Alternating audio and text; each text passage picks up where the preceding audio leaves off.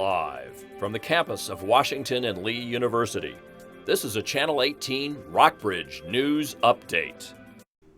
Welcome to the Rockbridge Report Live News Update. I'm Kinsey Grant. A fire broke out at Fitzgerald's Lumberyard in Fairfield around 11 a.m. today. The Effinger, Lexington, Fairfield, Rafine, and Buena Vista fire units worked together to extinguish the flames. Operations Manager C.S. Fitzgerald explained where the fire occurred. This time we're not sure exactly what started the fire. It looks like it started in the filing room. It's kind of contained in the filing room, except for a little bit of fire got on the roof a little bit, but it doesn't look too bad right now. No injuries occurred in the fire. Route 11 was blocked off in the area of the fire. However, Fairfield Elementary School was not evacuated, despite being across the street from the fire.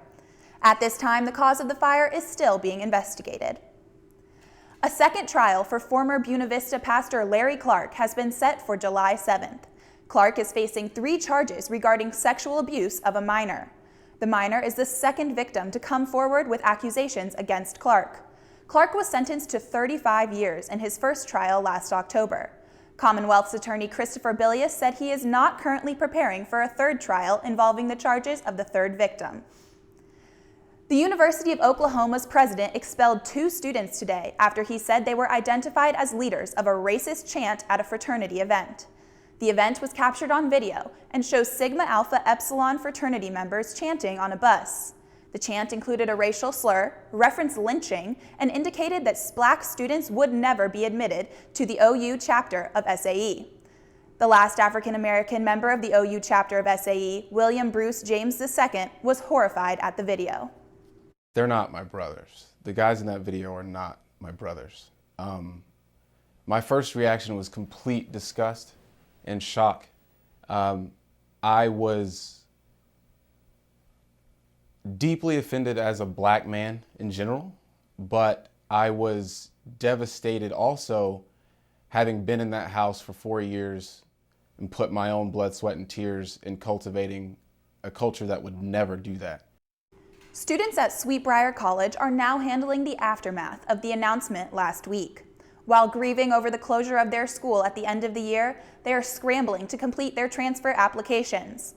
Lynchburg College, Mary Baldwin College, Randolph College, and Hollins University are offering an expedited transfer process for students through a teach-out agreement with Briar. Students say they are still hoping to see the recent fundraising efforts save their school. Tsarnaev's trial is in its second week, and prosecutors say new surveillance video was introduced in court yesterday. The footage shows Tsarnaev at Whole Foods buying milk and then coming back to return it, minutes after the Boston Marathon bombing.